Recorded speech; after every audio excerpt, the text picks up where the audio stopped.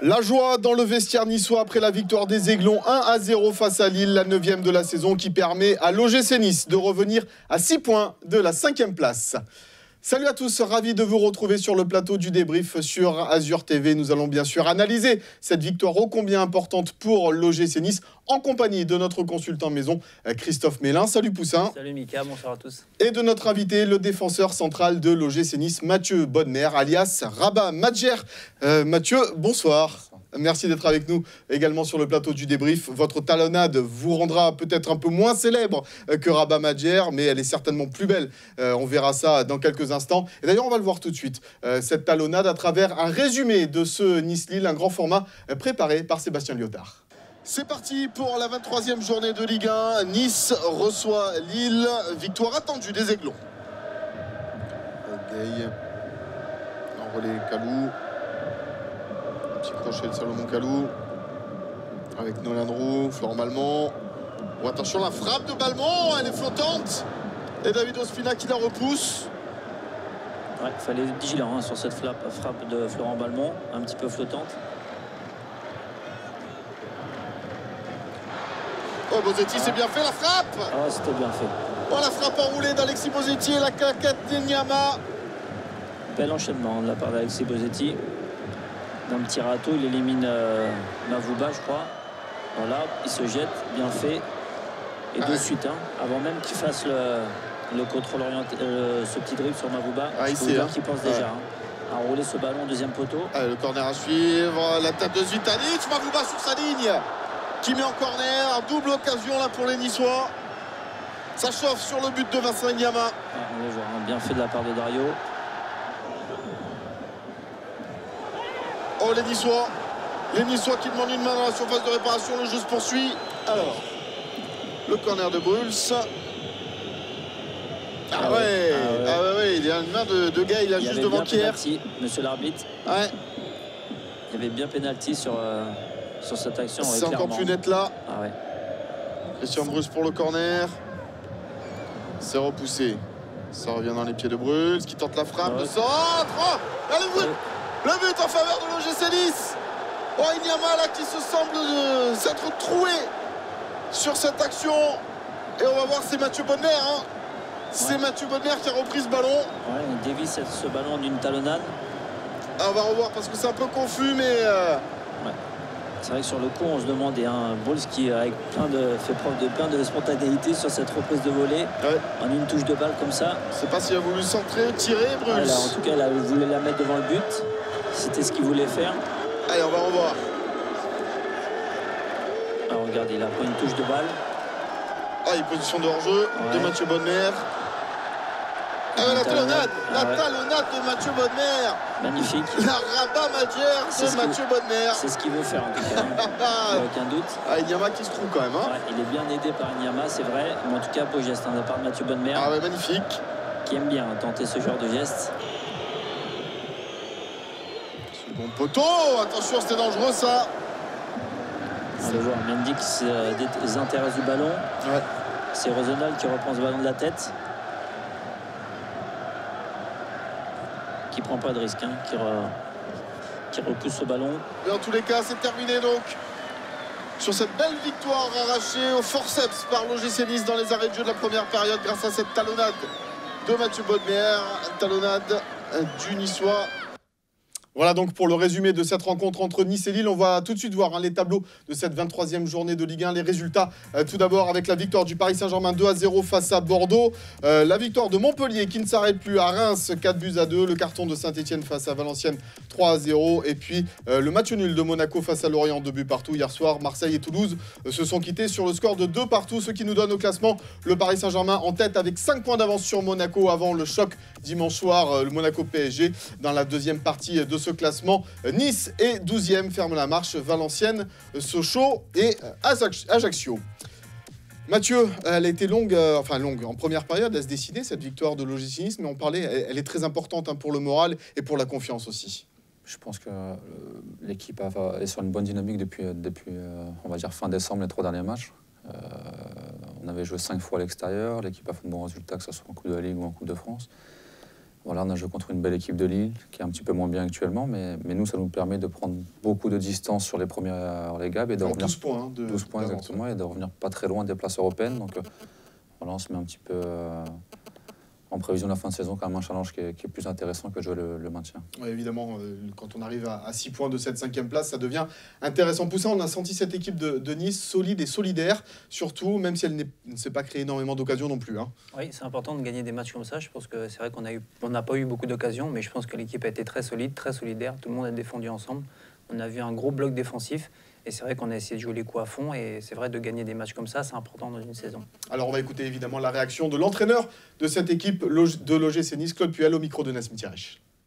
Dans ce moment un petit peu difficile sur le plan de l'effectif, on ne va pas faire la fine bouche de prendre ces 3 points. Et en tout cas, il y a eu beaucoup de solidarité, beaucoup de générosité.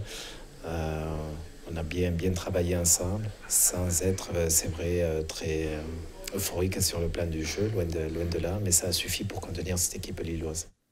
Pas faire la fine bouche, hein, évidemment, contre une belle équipe de Lille, malgré tout, même si elle n'est pas au mieux en ce moment, cette équipe lilloise, mais Nice a su faire ce qu'il faut, hein, Mathieu. Ouais, c'est vrai que Lille pétine un petit peu, mais bon, c'est quand même le 3e du classement. C'est une équipe qui est solide, qui a quand même beaucoup de garanties derrière. C'est vrai qu'on ne s'est pas créé énormément d'occasions, donc le jeu on a été un petit peu moyen par rapport à d'habitude, mais voilà, c'est un gros bloc défensif. Après, je pense qu'eux ne sont pas créés beaucoup d'occasions non plus.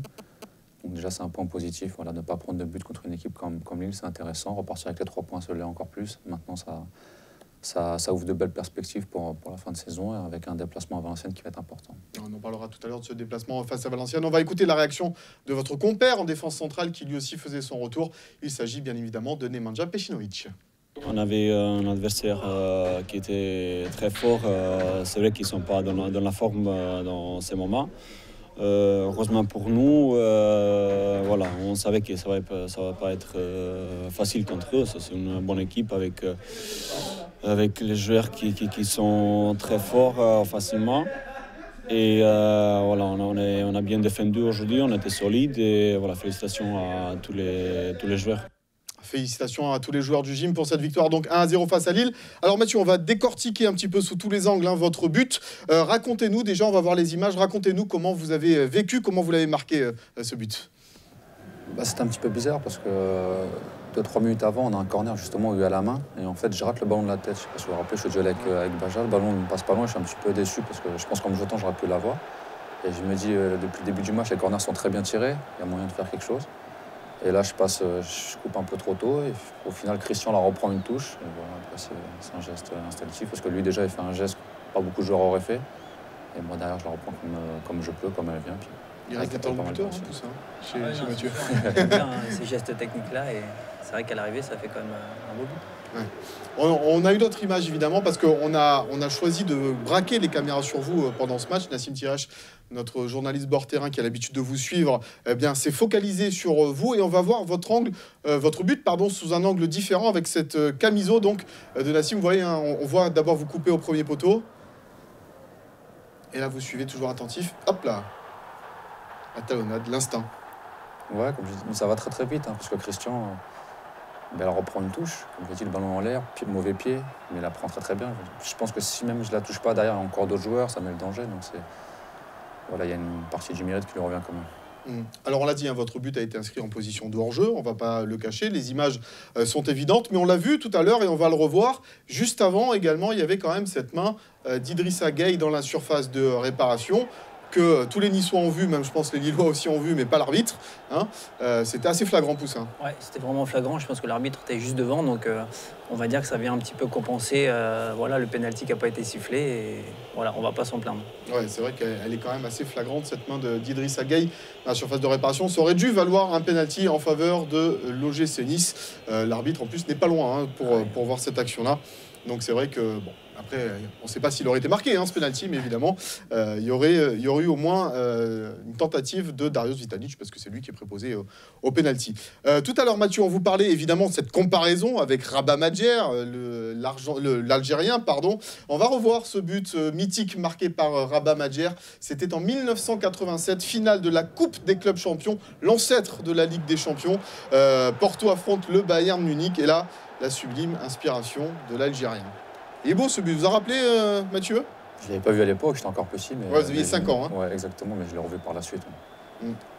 Beau but, hein, Poussin. Ouais, c'est vrai que c'est un beau but et c'est vrai qu'à chaque fois maintenant qu'on marque d'une talonnade, c'est toujours voilà, le but à la Madjer et ça restera tout le temps comme ça. Un but qui a marqué l'histoire et le but de Mathieu va marquer l'histoire de l'OGC Nice également. Alors, on vous a comparé à Rabat Madjer, mais on aurait pu aussi vous comparer à Marasimba ou Jean-Pierre Papin, parce que souvenez-vous, regardez, le retourné contre Bordeaux, c'était début novembre. Ce ballon-là qui va arriver au second poteau. Et ce retourné, c'est pas passé loin, hein, Mathieu. Non, ça c'est mon rêve dans ma carrière de mettre un retourné. J'ai déjà tenté 3 ou 4. La plupart, ils ont frappé le poteau, malheureusement. J'espère un jour y arriver. Là aussi, hein, Poussin. Il y a un beau geste du buteur. Vous auriez fait pareil, défenseur central, j'ai jamais trop tenté. Hein. Moi aussi, c'était mon rêve de marquer des buts comme ça, mais j'en ai jamais marqué, malheureusement. Ouais, c'était contre Bordeaux, défaite. Et là, ce jour-là, des Niçois, 2-1, mais c'était un beau geste. Et d'ailleurs, on a posé la question en conférence de presse à Claude Puel sur tous ces gestes, tous ces beaux gestes de Mathieu Bodmer. Mathieu, il peut marquer que comme ça, je lui dis. Non, par rapport au geste technique qu'il fait, il a des gestes qui sortent de l'ordinaire, donc c'est normal qu'il marque comme ça.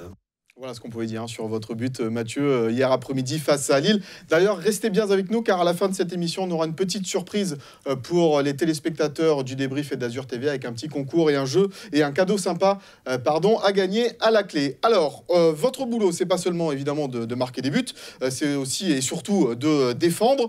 Vous faisiez votre retour au sein de cette défense centrale de l'OGC Nice en compagnie de Nemanja Pecinovic, et on va s'attarder là-dessus avec le Poussinaï de la semaine.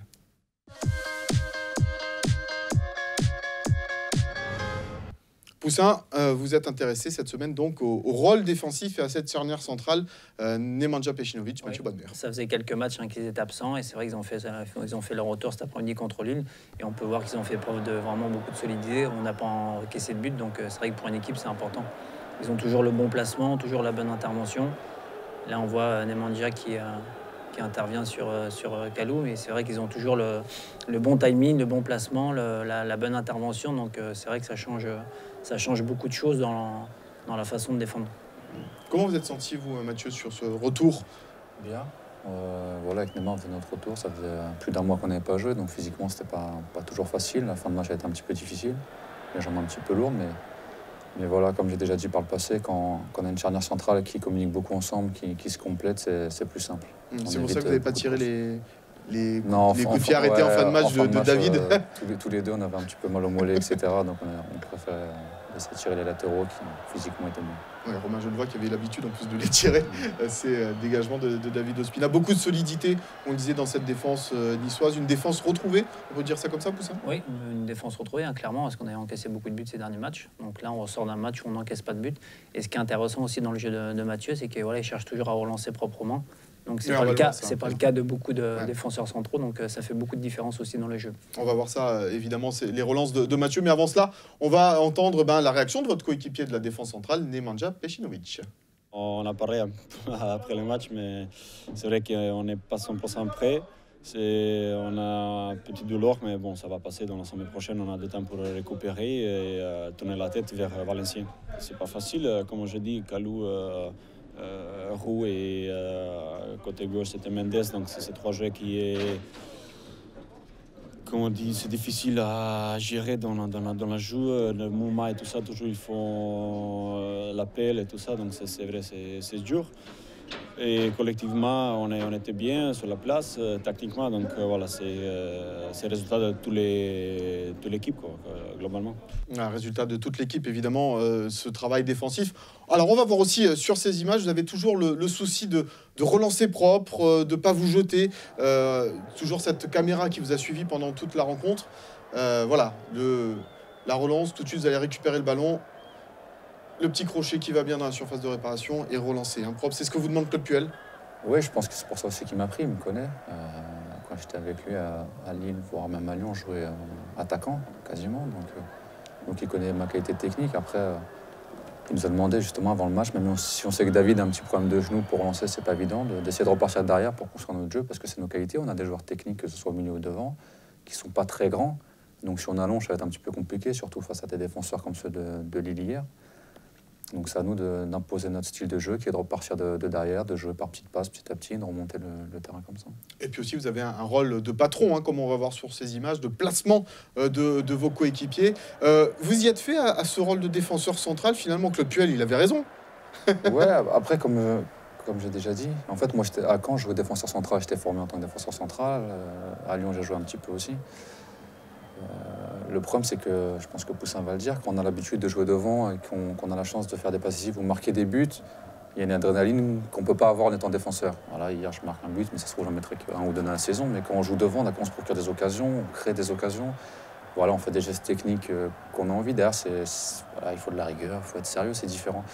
Et pendant longtemps, j'avais pas envie de faire le deuil de l'attaque. J'avais envie de jouer haut, j'avais envie de faire des frappes, j'avais envie de créer.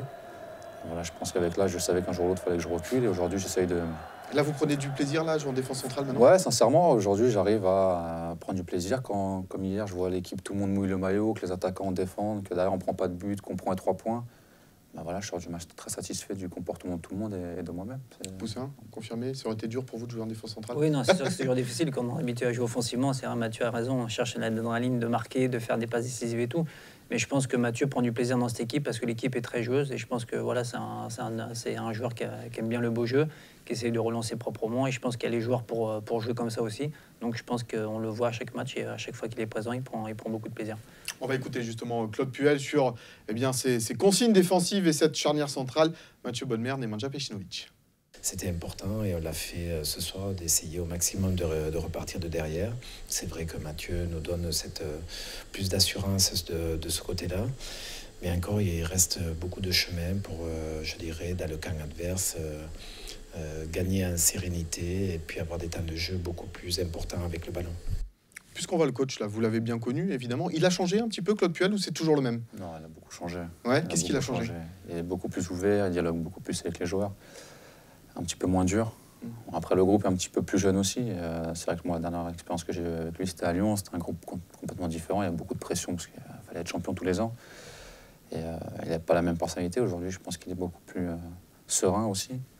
Et voilà, c'est différent à vivre au quotidien. Ouais, l'environnement n'est pas le même aussi. La pression n'est pas la même ici à Nice ou à Lyon, où, comme vous l'avez dit, il y avait la pression de jouer la Ligue des Champions tous les ans, d'être champion. Vous le sentez plus calme? Ouais, plus calme. Et c'est vrai que c'est... quand je l'ai revu pour la première fois avant de signer, c'est ce qui m'a frappé. On me l'avait dit de l'extérieur, voilà, tu vas voir, il a changé. Moi, je n'y croyais pas trop. Parce que...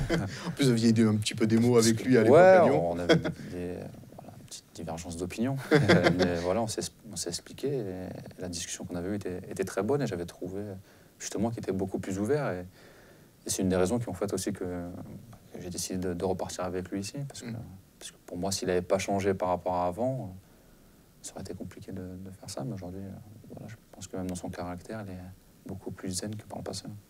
Alors, autre satisfaction de ce match entre Nice et Lille, eh bien, c'est Alexis Bosetti dans un placement, on va dire, côté gauche, attaquant gauche, qui n'est pas habituel pour lui. Poussin, il a plutôt bien défendu. D'abord, on va voir sur ces images, et puis aussi attaqué de belle façon. Parce qu'encore une fois, c'est jamais évident. Quand on a l'habitude de jouer dans l'axe attaquant de pointe et de jouer sur un côté, c'est complètement un rôle différent.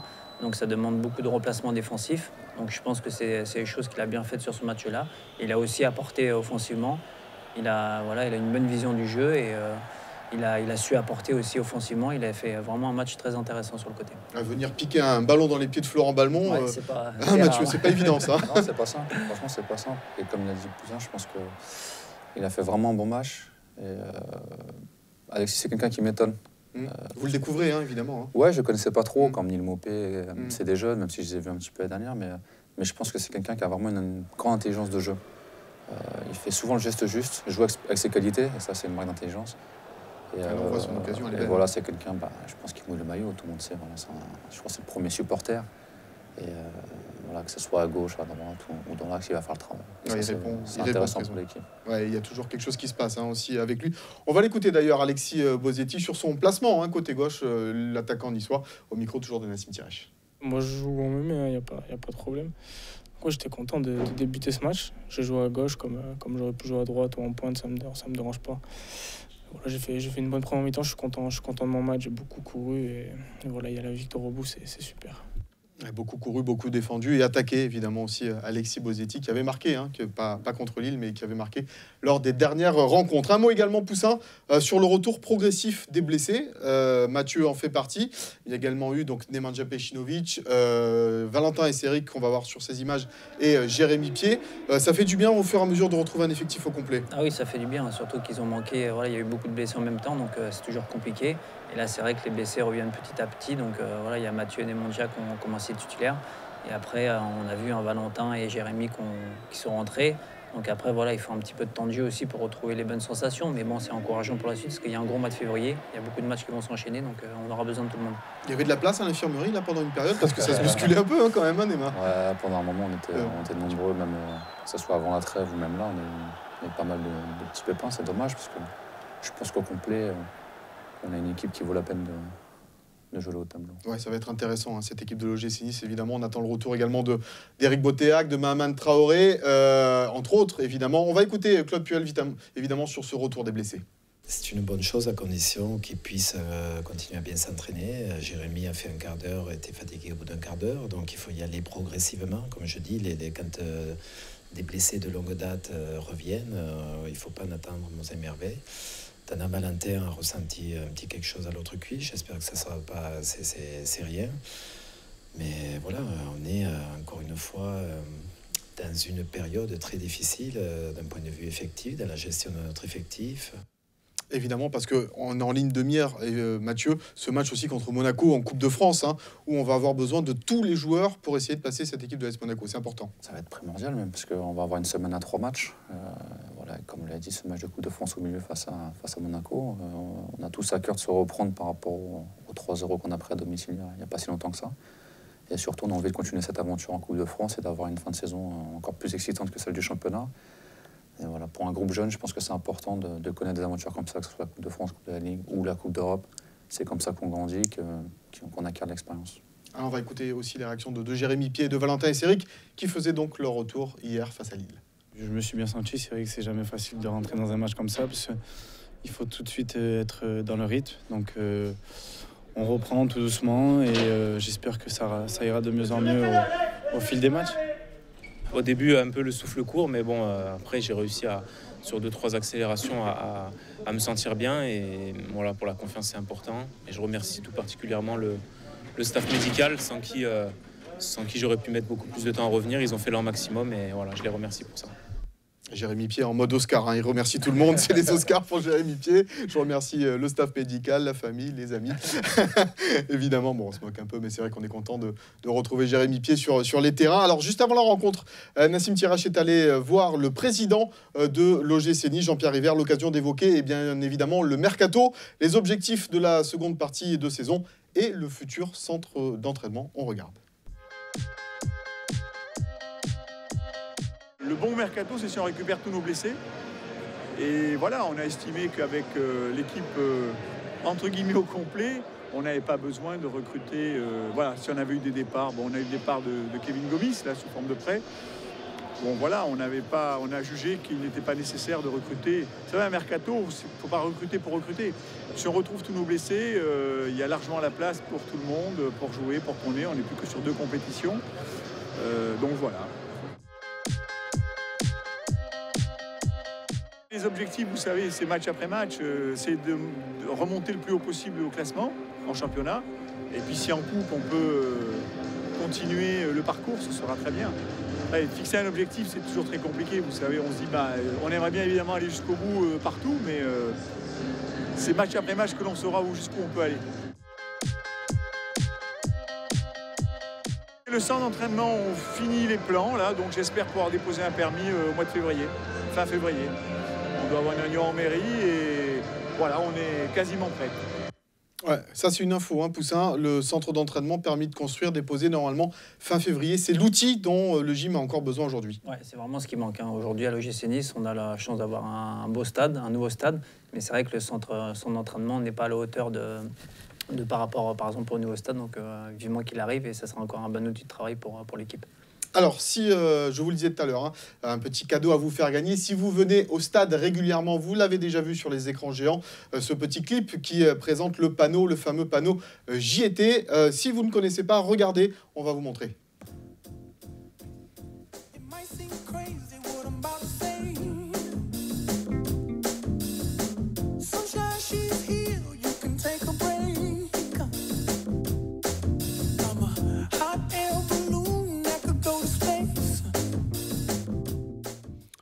Voilà le fameux panneau JT et donc cette semaine je vais le prendre, on va vous le faire gagner, on va le faire dédicacer par Mathieu Bodmer, ce panneau JT, un petit jeu concours, voilà le stylo Mathieu, avec un petit mot peut-être pour le supporter qui gagnera ça. Alors pour gagner ce panneau JT, il faut répondre à cette question toute simple, combien de buts dans sa carrière en Ligue 1 Mathieu Bodmer a-t-il marqué? Combien de buts Mathieu Bodmer a marqué en Ligue 1? La réponse se trouve sur le site internet de l'OGC Nice, ogcnice.com, et vous pouvez également donc jouer par l'intermédiaire du site internet du club, www.ogcnice.com. Voilà pour gagner, on va le montrer, mon cher Mathieu, le panneau JT dédicacé par le buteur, voilà, Mathieu Bodmer. Issa Nissa pour Mathieu, le buteur en plus de cette rencontre. Un beau cadeau, donc, si vous le voulez, donc, combien de buts a marqué Mathieu Bodmer dans sa carrière en Ligue 1, www.ogcnice.com. Juste un mot, Mathieu, sur votre vie à Nice. Comment vous vous sentez là? Comment ça se passe? Bien. Très bien. Découvrez un peu la région? Ouais, je découvre un petit peu. J'étais venu par le passé quelques fois sur Monaco, par exemple. Mais tout le reste, je ne connaissais pas. Je ne connaissais pas la ville de Nice, je ne connaissais pas l'arrière-pays, pardon. Donc voilà, petit à petit, je découvre, je prends mes marques et ça se passe bien. Ouais, les spécialités locales, les spécialités culinaires, vous avez pu goûter un peu déjà? Pas trop. On a eu l'occasion sur l'entraînement, une fois ils sont venus, c'était très très bon. Ouais, déguster voilà, la soca et exactement. les beignets de fleurs d'aubergine. Ouais, donc voilà, avec ma femme, on découvre petit à petit. Bon. Le prochain match du gym, c'est face à Valenciennes samedi soir. Rencontre à 20h à revivre, évidemment, sur Azur TV, lundi soir à partir de 19h30. Poussin, il faut confirmer face à une équipe de Valenciennes en queue de classement. Là, il ne faut pas lâcher les points face à ces équipes-là. Ouais, ça va être un gros match parce que Valenciennes joue le maintien, donc ils ne vont rien lâcher à domicile.